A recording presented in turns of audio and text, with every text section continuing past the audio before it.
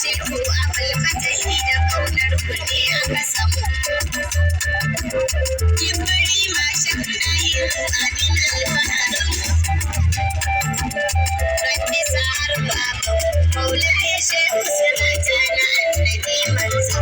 Da'ira ta masoya ta masu zanta wa kaunar musayyida Assalamu alaikum ya sayyida Fatima Zahra. Ina inda shiga da auren ki sanyi kadara.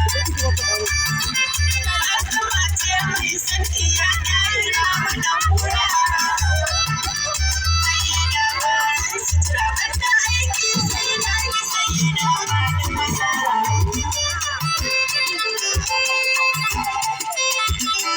Fatima ce mai sanki umma kira da mani.